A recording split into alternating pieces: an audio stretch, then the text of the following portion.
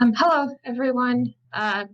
Jessica will be here. She's just, I'm here. oh, you are here. Yeah. You made it in. Good. I didn't see you. There you are. You said WebEx crashed for you, but I'm glad to see you made it.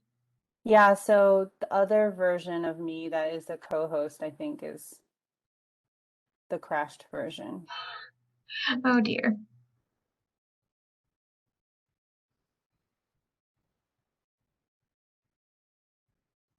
Maybe Heather can change it. Okay. There you go. All right. Solange, do you want to test out your slides? Sure. Let's see.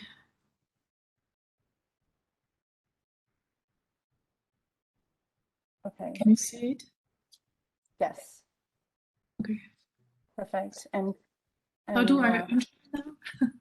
Oh, okay. You want me to try to pass some slides or do something? We'll just skip it. And maybe Tristan, can you test out if you can share?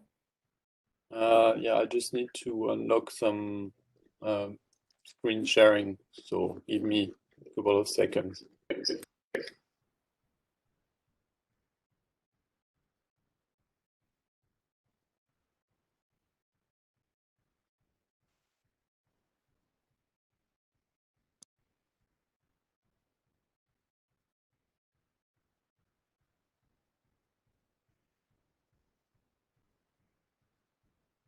Did he disappear? Yeah, so you usually have to shut down to do the settings and then log back on. Oh, I see. So Okay. it should come right back.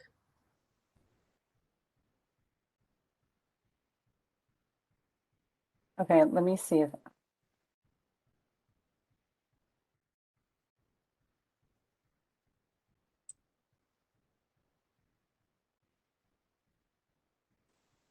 Okay, do you see my screen?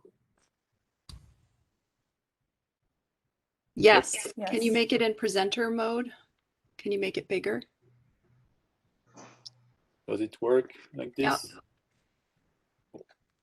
Looks good.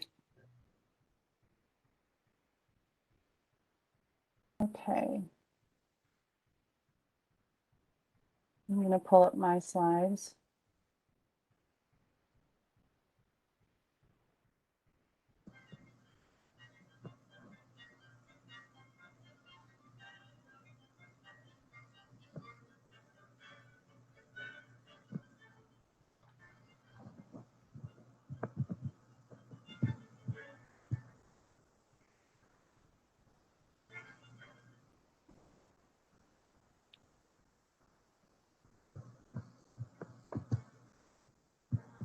All right, can you guys see this? I'm not familiar with the WebEx settings.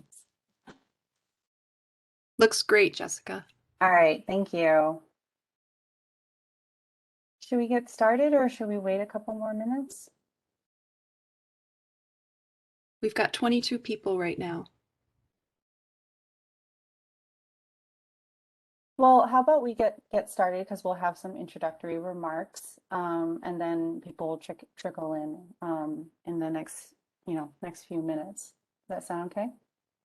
Mm-hmm. And Matt, you're there? I see you. Okay. All right. Hi, everyone. Sorry for the technical setup that we still had to do. My name is Jessica Liu. I'm one of the co-chairs of the OCB Mixotrophs and Mixotrophy Working Group. And here I am happy to present the first of two sessions on biogeochemistry. And this one will be focused on observations. So today we will have two speakers. First, Dr. Solange Duhamel from the University of Arizona, and the second, Dr. Tristan Biard from the University, the Littoral Côte Opal. I'm sorry. We'll hear we'll hear these two give 15-minute talks followed by just a few questions after each talk. And then we will break out into breakout groups for discussion questions. This whole session will be 90 minutes, kind of split half and half between talks and breakout discussions. In the final few minutes, we will return back to the main group. And just a reminder that the next public session of our working group will be September 13th, and it will be focusing on modeling. All right. Matt? I'm going to try to switch. If you want to stop sharing, if you go to the top of your screen, are you able to? Oh, no, this is. Oh, this is. I have Matt's slides. Okay. All right, I'll take it from here, Jessica. Thank you. So I'm just going to give a brief introduction on mixotrophy.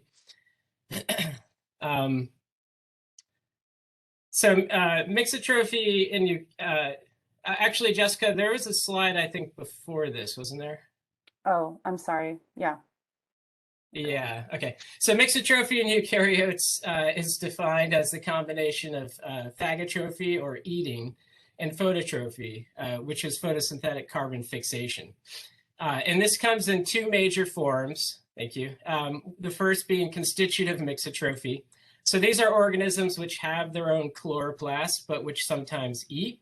An example of this is shown here. This is a photosynthetic chlorophyte flagellate, Nephrosomus, which our first speaker, Solange, is a co-author on this manuscript. And you can see that this particular flagellate has ingested a fluorescently labeled bacterium cell. Another form of mixotrophy is non-constitutive mixotrophs. So these are organisms which lack their own chloroplast, but which acquire the potential for photosynthesis, either by hosting photosynthetic endosymbionts or stealing chloroplasts and oftentimes other organelles from their prey. Shown here is a figure from a review by Stucker and others in 2017. This is a diagram showing a variety of pelagic rhizarian non-constitutive mixotrophs, which host photosynthetic endosymbionts. And today's second speaker, Tristan Biard, will be talking about these organisms. Next slide, please. So mixotrophy is key for the survival and production of protists in the world's oceans. Excuse me. Historically, mixotrophy is much better studied in coastal ecosystems, and this is in large part due to the easier accessibility of these ecosystems. However, we have a growing appreciation for the central role of mixotrophy in oligotrophic ecosystems, which cover most of the world's oceans. Next slide, please.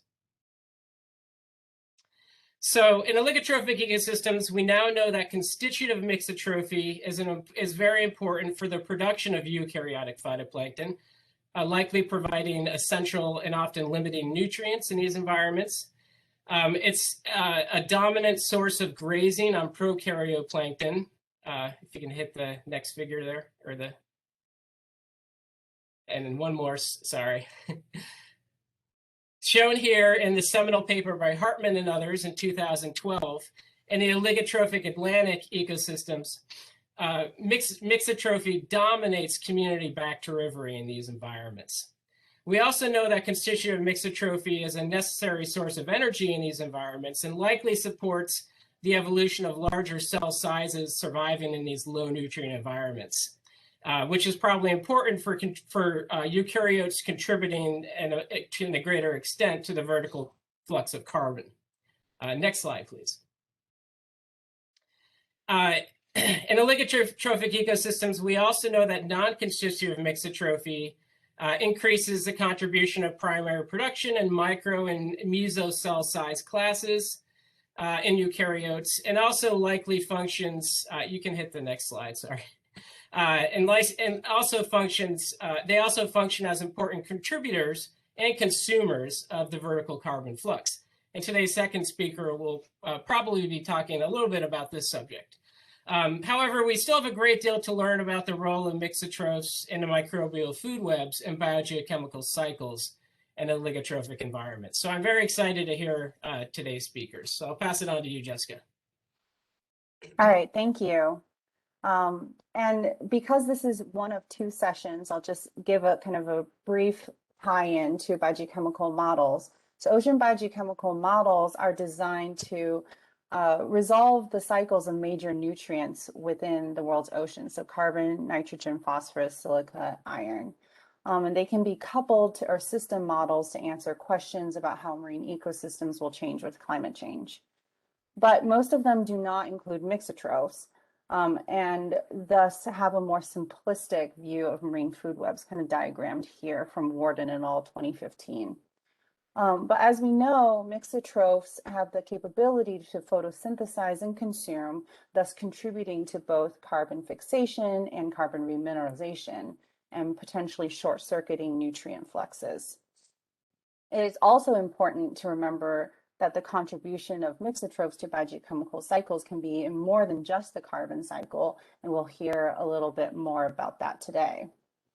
Our challenge, therefore, in these two sessions is to consider what is known and unknown about the role of mixotrophs in ocean biogeochemical cycles. And we will additionally consider what new technologies exist or what needs to be exploited more to address these questions. So with that, I will stop sharing and let Solange take it away. All right. Can you hear me well? Yes. Yes. In theory, you should see my screen now. Yes, we can see your screen. Okay. All right. So in this presentation, I'm going to cover a bit of the subject of the role of small pigmented eukaryotes in marine biogeochemistry, which was a project funded by the NSF. And I'm going to present major results from two of the studies we carried. So I will skip the introduction because thanks to Matt, we covered a bit of it. But I will dive directly into the first study, which was looking into the role of those small pigmented eukaryotes, which we defined as being less than 5 micrometer in size, in carbon and phosphorus cycling. So the first study was in the western subtropical North Atlantic, and we conducted a transect going from north of Bermuda Islands to north of Puerto Rico. And those stations are superimposed on Modi's chlorophyll. We use a combination of incubation with radioactive isotopes. So for the first isotope, that would be a C14 sodium bicarbonate that allows us to track primary production, and cell sorting by flow cytometry, which allows us to measure cell as well as group-specific carbon fixation rates. On this figure, we have representation of cell-specific CO2 fixation, so in femtogram of carbon per cell and per hour. And on the right side, you have the group-specific, so basically cell-specific multiplied by cell abundance. And we have results for Prochlorococcus, Synechococcus, picoeukaryotes. And for the picoeukaryotes, we also, well, I should call them small pigmented eukaryotes, but I tend to say picoeukaryotes. We had them in two sizes. So the group A was slightly smaller than group B. But the key point here is that those small phytoeukaryotes fix more CO2 than the picocyanobacteria at the cell level. And also, as a group, they represented about half of the total primary production by the total microbial phytoplankton, which would be the sum of the cyanobacteria and those picoeukaryotes that we define as being smaller than 5 micrometer. So pretty significant role in carbon cycling here. We also looked at their role in phosphorus cycling, and what we need to note here is that we sampled this area of the ocean during the seasonal period of phosphate limitation. So we started by looking at the kinetic parameters of phosphate uptake by Prochlorococcus, Synechococcus, and picoeukaryotes. Same principle, incubation with radioactive phosphate and cell sorting. And we were able to estimate the Michaelis-Menten kinetic parameters Vmax and Km. And here you can see that the Km is greater for the small size picoeukaryotes, meaning that they have a disadvantage compared to the cyanobacteria in assimilating phosphate in their natural environments. So when we look at the cell-specific phosphate uptake compared to the cyanobacteria at the cell level, those small pigmented eukaryotes assimilated more phosphate than the cyanobacteria. But when we normalize to the biovolume, the picocyanobacteria assimilated about 4 times more phosphate than the small size eukaryotes. So that indicated to us that they must have a different strategy to cope with the phosphate assimilation. On the group specific level, you can see here now that the smaller cells actually were taking up more phosphate than the larger cells. So the volumetric phosphate uptake by those small size eukaryotes was lower than by the cyanobacteria. And if you look at the CO2 fixation rate to phosphate uptake rate ratio, you obtain this result where the cyanobacteria had a ratio close to rate field, while the pico eukaryote and small size nano eukaryotes had a much greater ratio. So this imbalance in the CO2 to phosphate uptake ratio made us think that phagotrophic predation might provide the mixotrophs that are part of this small-sized eukaryote population their largest source of phosphate in this environment that is phosphate limited. So to try to test that, we used the protocol of Zubkov and Taran to measure predation rates. And so in these experiments, what you do is you radio label the bacterial plankton, the natural community of bacterial plankton, with a pulse chase of sulfur 35 methionine. And we did that at 3 stations along the way and incubated either the sample in a control without any modification or in bottles in which we had added a saturating concentration of phosphate. So again, we will be looking at bacteriovory rate over those 3 stations. And because it's pretty labor intensive, we were not able to do triplicates, so the results will be averages of the duplicates. So here are the results. Consistently over the 3 stations, what we found is a decrease in bacteriovory rate in this population of pigmented, small pigmented eukaryotes when you add phosphate compared to the control.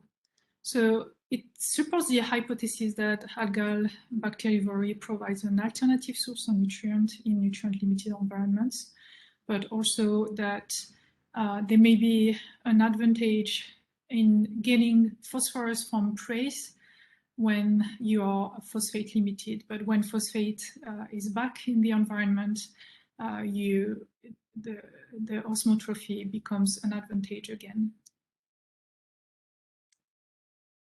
So something that, this approach was similar to the plot that Matt showed earlier from Hartman et al. But the problem with this type of estimates is that you will be using flow cytometry to sort the whole picoeukaryotes community. And we know that not all of them are mixotroph.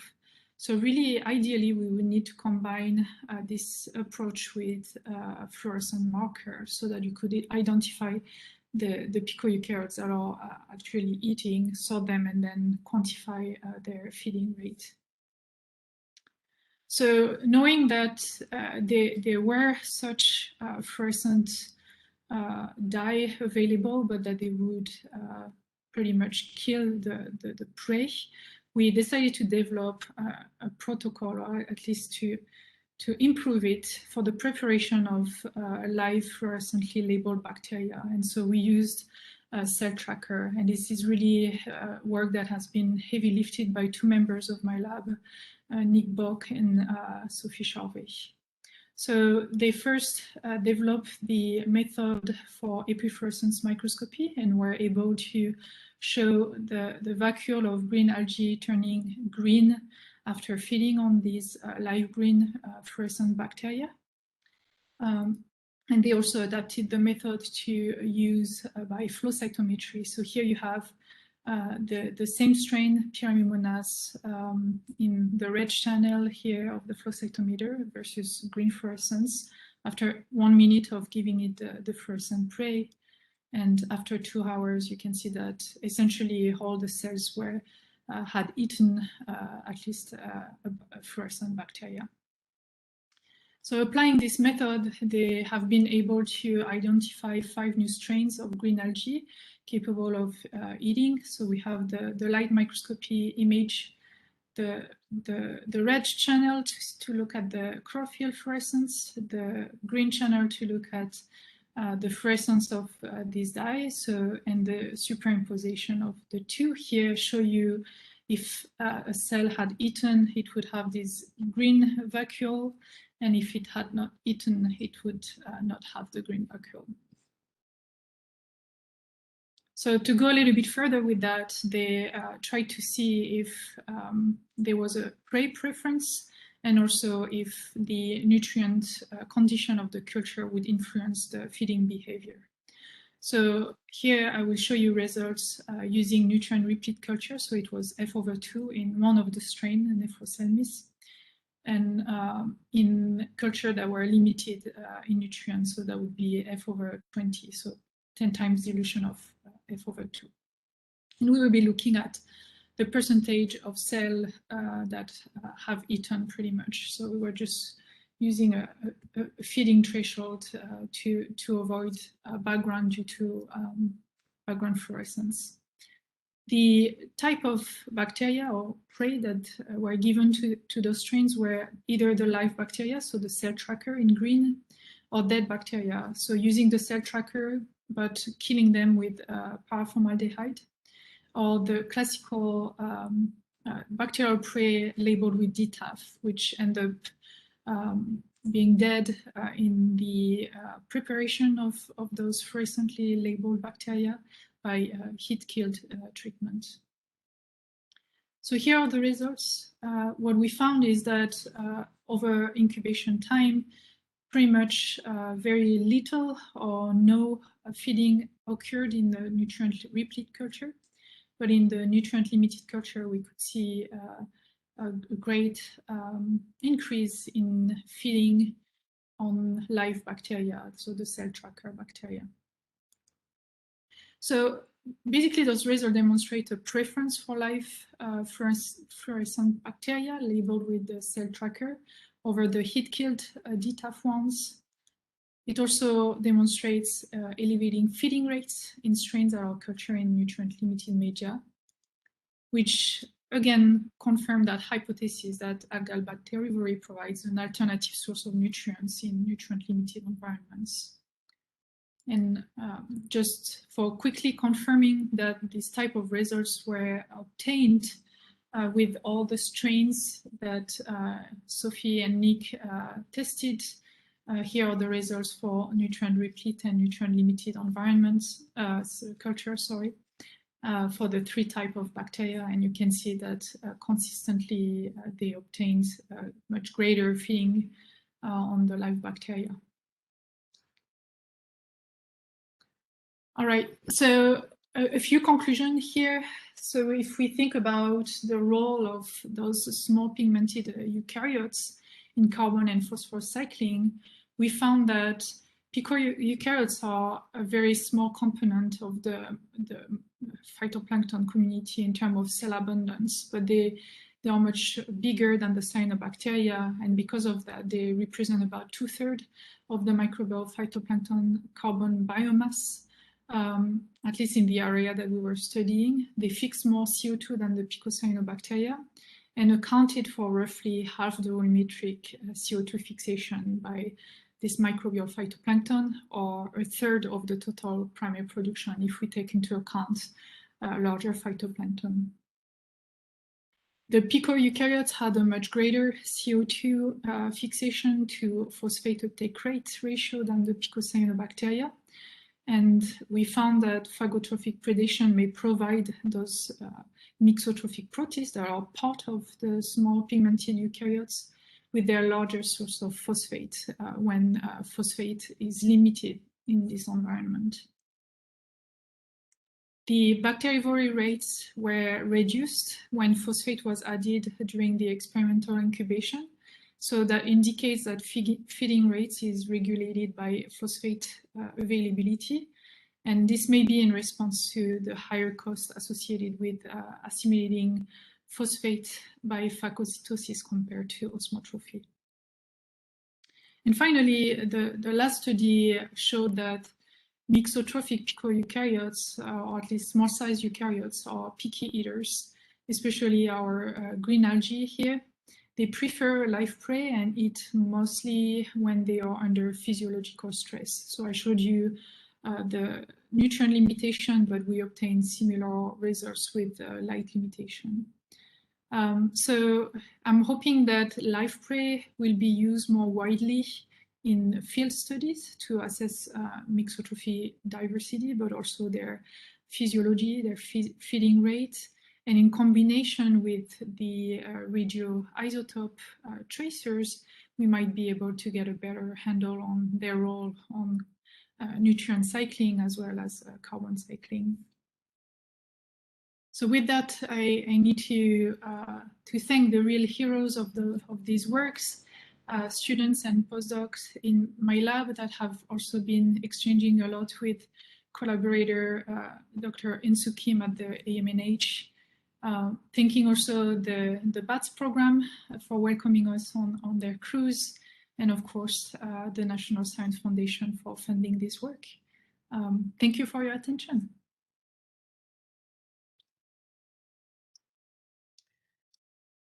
Thank you, Solange. That was great. Do we have any questions for Solange? I see George McManus has his hand up. George? Sorry, I was just clapping. I don't have. Oh, sorry, that was clapping. My bad. Still getting used to these online. I welcome the clapping. Okay. Any questions for Solange? Yeah, I will propose a question as long as no one else has something. So you referred to the pico eukaryotes as pico, but of course they're measured by flow cytometry. Approximately, what is the upper range of what you're calling pico for those eukaryotes? Yeah, no, that's a good question. And in the paper, we call them small-sized pigmented eukaryotes, which is really hard to pronounce every time I need to say that word. So for short, I call them picoeukaryotes. But you're right, they are, by flow cytometry, they are mostly less than 5 micrometer. Yeah, at least in the population we were sorting here. Yeah, there was an earlier generation where those were called ultraplankton. I don't know if we need a new term, but you know, the pico, nano, micro is kind of rigid in orthodoxy and in vocabulary. Yeah. And different papers use different terms, so it's difficult not to know what we are talking about. I would like a shorter term for sure. It's easier to talk about them with a small word. Thank you. Okay, I see a question. Go ahead. Solange, this is Barney Balch. That was wonderful. Is there a way with flow cytometry, if the fluorescent bacteria are on the outside, attached to the outsides of the cells versus inside? You're cutting, but I think you were asking if we can distinguish if the bacteria are attached to the phytoplankton or inside. Inside versus inside, with flow cytometry. Yeah, no, that's a great question. In theory, you can use the pulse width to get an idea of if possibly there would be doublets And so if a bacteria would be attached to a phytoplankton cell, the signal would look different than a single phytoplankton cell. So we try to use that as much as possible, but it's not a straight cut. So I believe that there are probably some instances where there are bacteria attached to a phytoplankton that passes through. So yeah, for sure, it is a bias. Thanks. I have a question. Mhm. Is there a difference in the prey preference? That is, which bacteria they preferentially take up? So beyond the live versus dead? Well, yeah. Mm-hmm.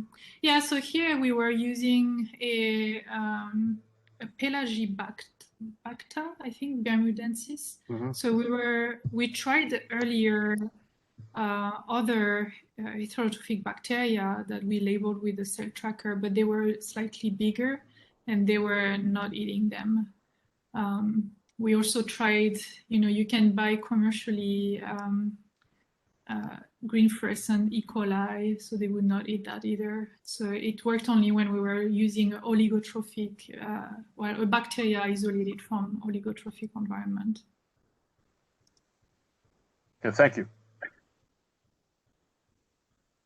Solange, I have a quick question. We still have time for one more. So do you think that this method of alleviating nutrient limitation would also apply to other nutrients like iron limitation too? Do you see In theory, why evidence not, right? of that? Yeah. Yeah, if they can acquire the nutrients that are within the cell, I guess it depends how complex these elements are binded in organic matter within the cell and how bioavailable they are. So it's opening another kind of worm. Great, thanks. Can I have a follow-up question with the iron thing? I'm sorry, I cannot hear. Can you hear me? Not so well, but you can try. Let me type it though. I'm sorry, I just cannot. I think he's going to type in his question. Oh, I see. I'm not sure where to look though. I'm looking on the chat. I don't see anything.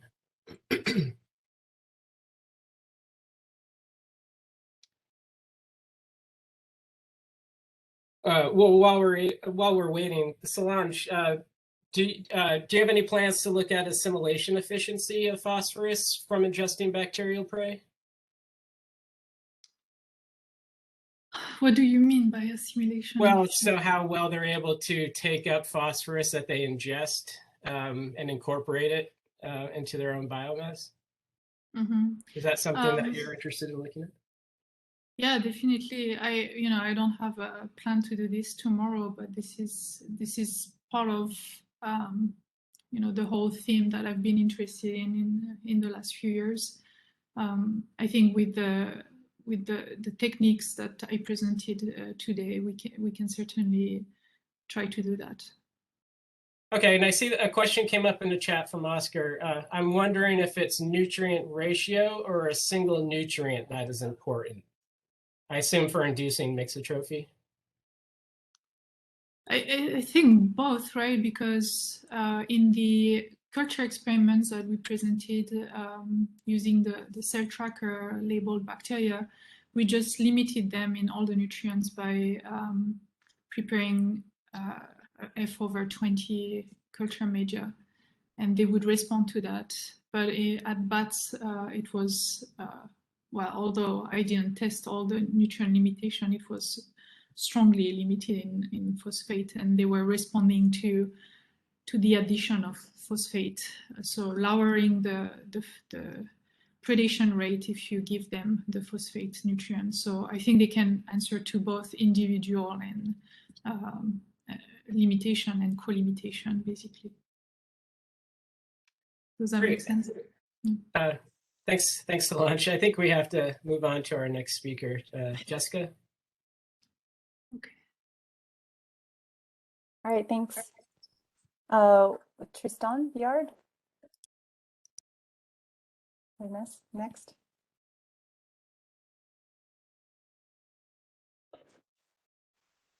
Okay, can you see my screen? Yes, we can see your screen. So thank you for the invitation. I will start this talk by explaining a bit the title. So the title "Rise of Risaria" is a direct reference to Dave Caron's article that was published in 2016, and it's kind of summarizing this attraction and more attention that is given to this group of organisms, and I will explain a bit why later. And the second subtitle is "How do they fall?" or "Do they fall?" It's more the question related toward this topic of biogeochemistry of mixotrophy, which is not so easy to answer. So just to put things into the global context. So for those who have been in the field for longer than I have, some of you might know Risaria as sarcodine, which is the old and obsolete term for Risaria. So Risaria is basically just one of the different supergroup of eukaryotes that we can find in the living tree, and we find two main, are at least from my point of view, two main taxa that are interesting for the Mixotroph community is the foraminifera and the radiolarians. So we have also this group which is called the Feodarian, which used to be referred as to a radiolarian for decades, but it's now off of the radiolarian, and I won't mention those much because they basically don't have any symbionts, or we don't know any species having symbionts. So I will mainly focus on radiolarians today. And so why studying radiolarians? Why I could study way more stuff in the ocean? So the first answer is that, as Thomas Huxley wrote early on in the 19th century, he said that all these perfect forms, and I will be biased saying yes, they are perfect form, but also I think it's important to refer to this old literature because it's, as of my knowledge, is one of the first occurrence of symbiosis in marine plankton, which is, and the first occurrence might have been described from a Risarian cell. And this is directly quoted from his book, where he saw in these large cells many of these yellow cells that he didn't really know what they were by that time. And a few decades later, Karl Brandt was actually the first one who described this symbiont as zooxanthella, which is something, this zooxanthella is something that we all know now. And this was actually one of the first case of symbiosis within the plankton. So now we know way more stuff about mixotrophic Risarian, of course, and we have very nice review papers, that, as it was mentioned a bit earlier today. And within Risaria, there is plenty of example of mixotrophy. For example, in the foraminifera, we think, or we have this estimate, that half of the planktonic species might be able to host some symbionts. Icantarians, which is this group here, also host, 2/3 of them host symbionts, Nassalarians, Pumilarians, half of the species, and Collodarians. So that's this big, gigantic cell that I will focus a bit later on. All of them have been described in symbiosis with some phytoplankton. And most of the symbionts of Risarians are dinoflagellates, but we also find some haptophyte, like in the case of Icantarians, that is able to host some Phaeocystis. and we have cyanobacteria, chrysophyte, and other things. And usually this is a pretty unique and dedicated relation, meaning that you have one species going with another species. And in a few very specific case, for example, like Ontarians, we have example of multiple symbionts within one host, which pose a lot of question in terms of evolution of why one cell would need to have two symbionts. Is this an advantageous or a disadvantageous? I won't focus on Acontarian, or at least in the biological processes within mixotrophic rhizarian, but I just want to give a heads up on this very nice paper that is that was actually published very recently from Johan Dessel lab. So Johan is one of a pioneer in all these new Acontarian studies.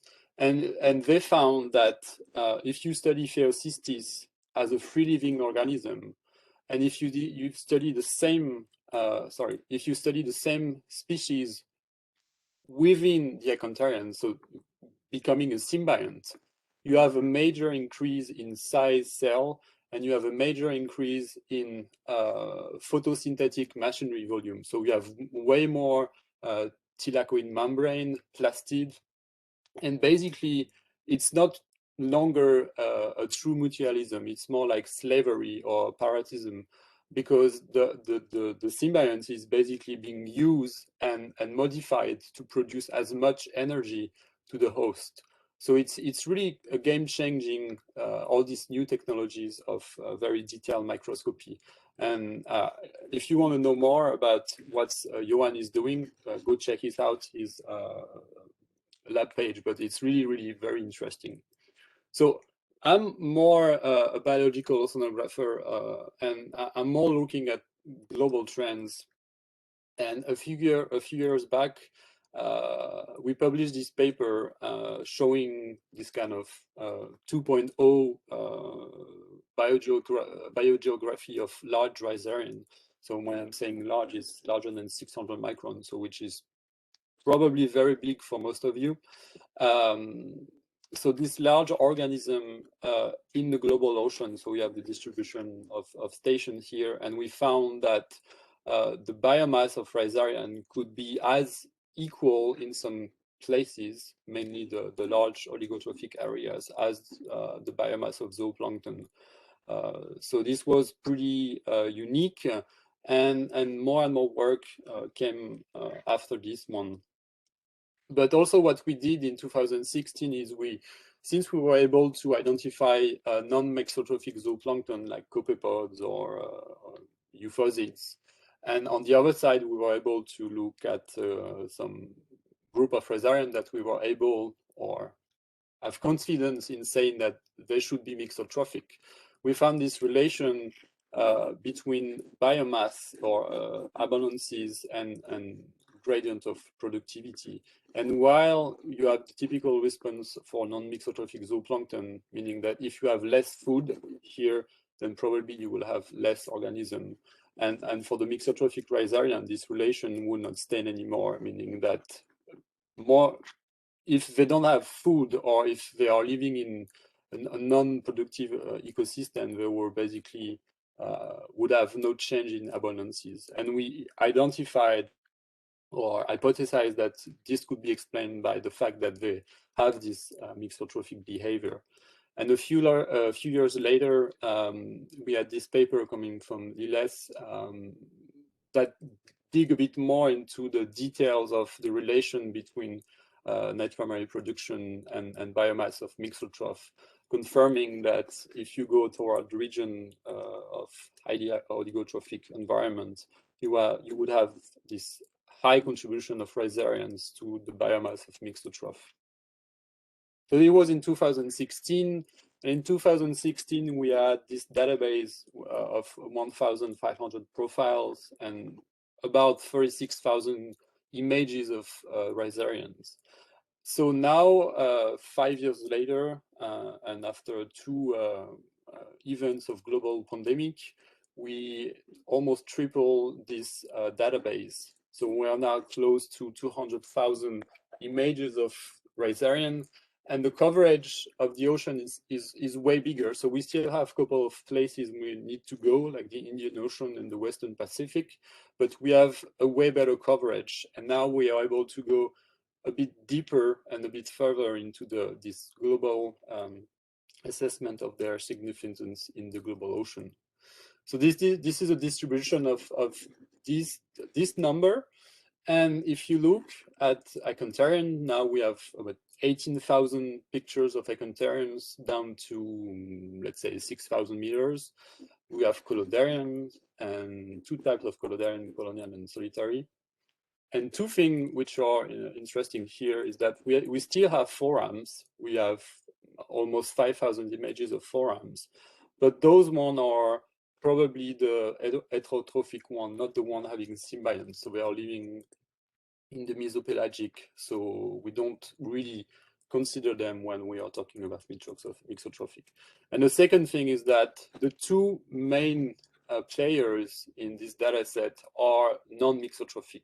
So I won't spend time on these two taxa, but just to let you know that within this rhizarian, you have a lot of big things belonging to the Phaeodarians in the ocean. I won't focus. So now what can we do with this database? So we can focus on one specific taxa, like for example, the Icantarians. We can compute their biomass in different stations. And we can also try to go a bit further in the modeling.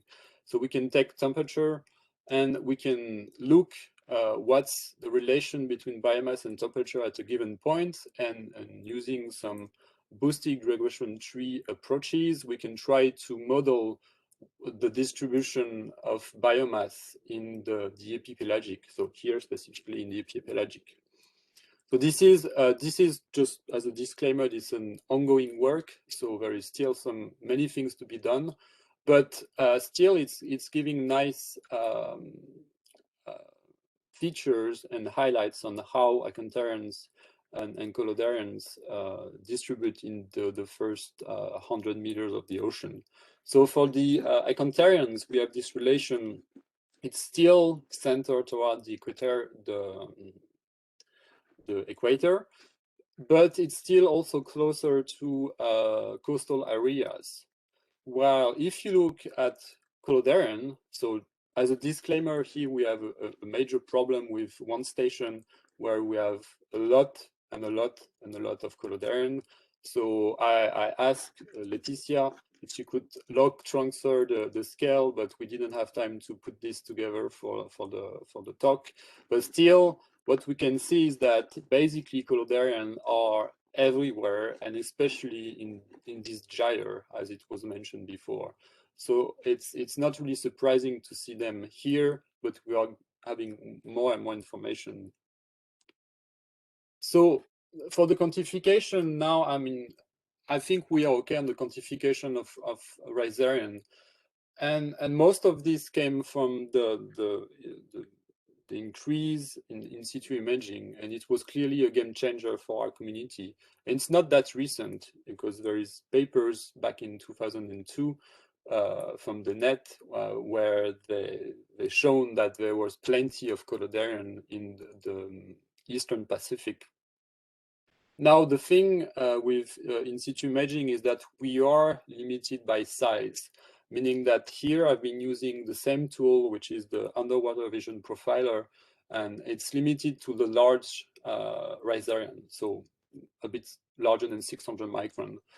And we have tools, not that many in situ imaging techniques, and you can see that UVP is on the larger size fraction, while we have tools like the LIST. I don't have really any experience with the LIST, and especially the LIST HOLO, whether it's relevant or not for the study of rhizarian.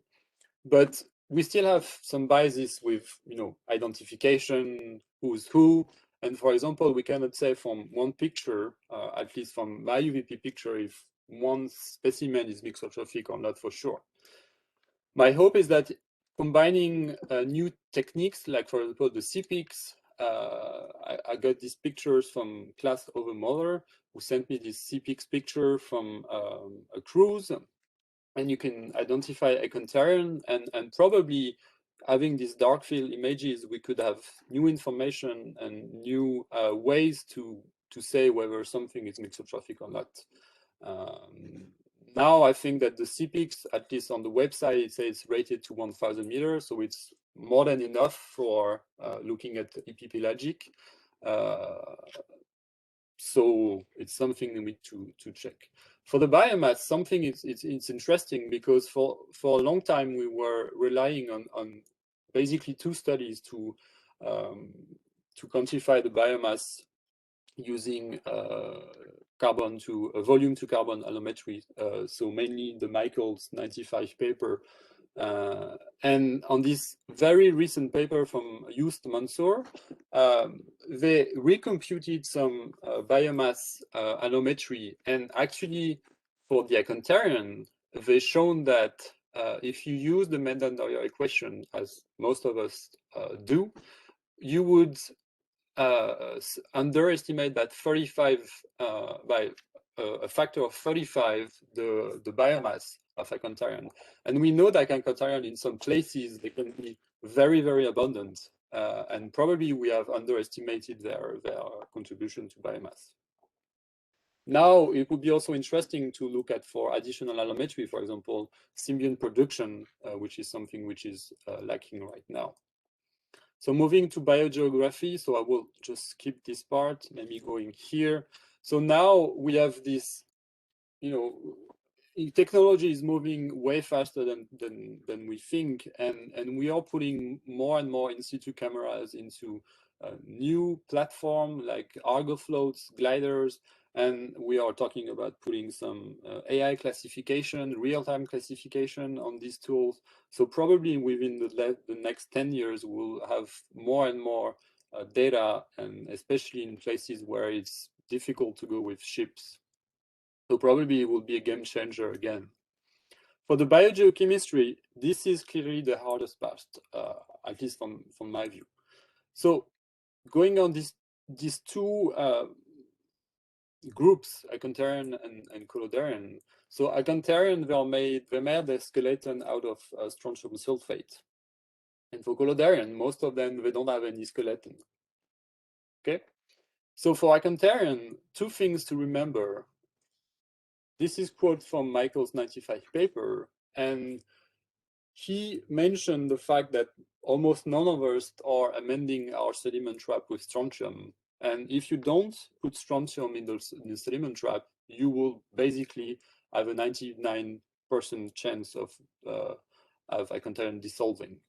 So he was also saying that cyst could be more resistant to dissolution, and cysts of Ecantarian resemble these kind of bullets, and in some places of the ocean, like in Antarctica, they can represent a high percentage of POC flux. But the thing is that it's not that straightforward, because we could say, okay, can we use cyst as a proxy for Ecantarian flux and contribution to POC?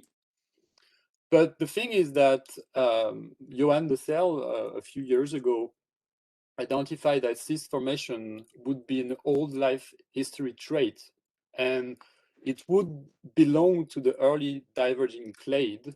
And for those who don't know, basically the early diverging clade, they are these ones, the A, B, and C, and they are the ones who don't have any symbionts. Only clade E and F are known to have symbionts. So basically, seed-forming Ecantarian could contribute to PUC flux, but they would not contribute to primary production. So it would not be very interesting for us working on mixotrophy. For the Collodarian is a bit a weird type of organism, because they come in two shapes, colonies. So each white dot here is a single cell embedded within a gelatinous matrix. This is a colony, and this is solitary. If you zoom in, then you can identify three types: naked, spicules, and a skeleton, a typical Radiolarian shape. But the thing is that only silicified collodarians could be collected in traps, right? Because I have no idea what's this in a trap, maybe in gel trap, I don't know. But I've never seen those in regular formaldehyde trap. And the thing is that, can you, well, I can't identify whether this UVP pictures is a naked specimen, spigal specimen, skeleton specimen, I don't know. And the thing is that even with new technologies like the Zooglider images, where the contrast is way better, the resolution is way better, we don't have access to the cell detail. So we are unable to say who's who. And this is a problem because we cannot link what we could see in the traps, because we could probably, and we know we can see those in the trap, but we cannot see those in the trap. So my hope, and that's a big if, is assuming that large collodarians sink without major cell disruption, meaning that this sinks and don't dissolve. And probably if it sinks, it will be sinking fast because it's big. Then we are trying, actually right now, it's about to start from San Diego. We are planning to put this weird submarine-like ice cream cone stuff, which is basically a modified sediment trap where we put a camera inside. And what we can do with this, so we can just moor them on sediment trap line and let them drift. And we are taking 1 picture per second. And hopefully we can track particles sinking in the water. And that's the kind of example that we can have on one particle that was tested, a particle of 500 micron, and we can track it in, like, say, for 15 seconds while it's sinking. And from this, we can compute the sinking speed. And if those things are sinking as an entire colony, or if a container is sinking in the colony of collodarian is sinking in the colony, maybe we could track them and see how they fall, and maybe have some estimates of the contribution to biogeochemical fluxes. But that's a really big if. So to conclude, I think that most of us are now well aware about the substantial importance of rhizarian in pelagic ecosystem, but there are still many unknowns regarding the contribution to the biogeochemical cycling. Despite all the the new technologies that we have coming in the game. And also, in my view, the main limiting factor is not really technology, is more the lack of dedicated studies. Because when I'm talking about, rhizarian, most of, researcher would say, oh yeah, rhizarian, yeah, I've seen those. Oh yeah, they look nice. No, I never work on them. And that's, usually we don't have funds or large size projects. So it's really difficult to have this large scale idea of what their role in the global ocean. And I think that's my concluding sentences.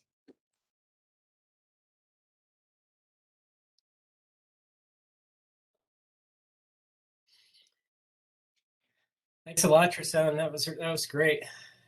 Such a fascinating group of organisms. I think in the interest of time, we should probably move towards our breakout sessions, unless there's maybe one really burning question that someone has.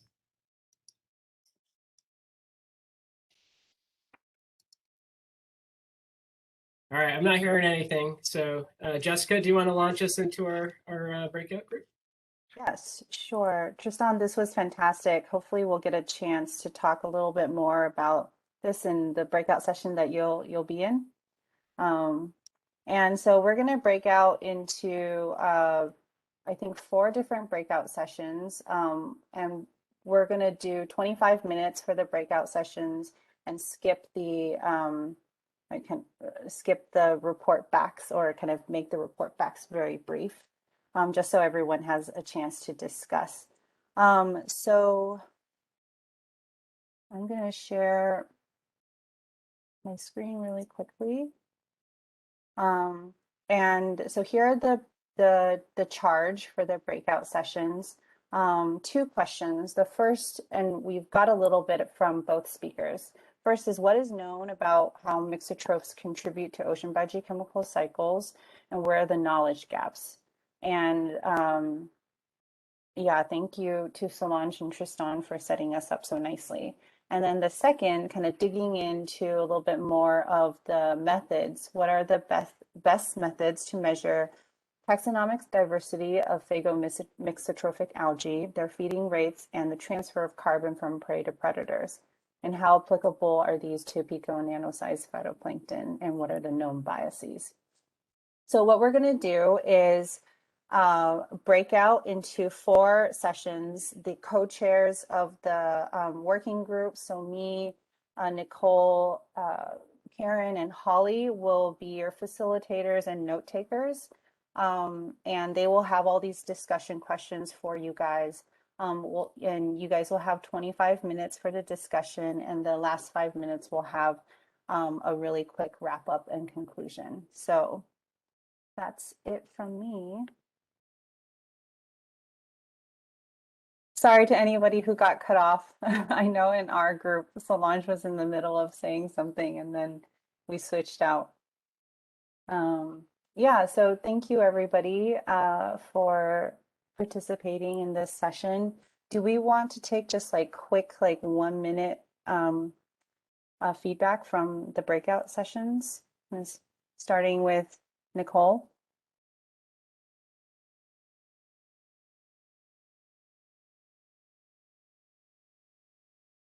No. Karen? We had a good discussion. Let's see. Basically, we talked a little bit about the idea that of using growth limiting nutrients or conditions like light to predict phagotrophy, and we sort of discussed that it seems like based on Solange's experiments and then a lot of published experiments that theory is holding and is really promising, but that it's not probably linear. And then we have a whole list of gaps in information. We talked a lot about assimilation efficiencies, and that we're just starting to be able to measure uptake, and now we need to look also at assimilation more of different nutrients. And then another theme that kept coming up was the stoichiometry of limiting nutrients in the environment and how that affects the use of phagotrophy versus osmotrophy. Or sorry, not osmotrophy, but inorganic nutrient uptake. So basically the importance of not just one nutrient, but ratios of different nutrients. So we focused a lot on how the environment or biogeochemical environment is impacting mixotrophs themselves. We started to get to how mixotrophs might impact the biogeochemistry of the larger ecosystem, but I think that was less of a focus of our group. And then in terms of methods, we really just got to ways to look at taxonomic diversity. And so for species specific stuff, we talked a lot about eDNA, the BRU approach of labeled bacteria, and using that with tangential with cell sorting and then sequencing. So a lot of molecular techniques incorporating other things as well. And then a little bit about images. Yeah, that's a brief overview, but it'll be nice to clean up these notes and incorporate them into everybody else's as well and make them available. Thanks, Karen. Just like a quick report from Holly. Sure, I think we covered many similar topics to Karen's groups. One thing that especially dominated our some of the really exciting tools that you align with flow cytometry and how cells for us to ask different experimental questions to learn more about that. Great. A quick from Nicole, is she back? Okay, I think Nicole can't hear anything.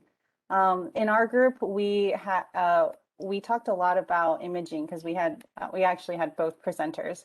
So Solange and Tristan, we were able to talk a little bit about their presentations and discuss the difficulties of studying these types of organisms, both like not being able to have cultures of acantharians and radiolarians, and what will come in the future. So with that, I think I didn't hope I didn't miss anyone.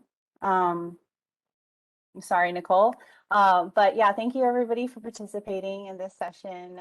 In September, we will follow up with a modeling session that Holly will lead. And it will be, do you want to announce any speakers, Holly, or no? We'll wait. We'll wait.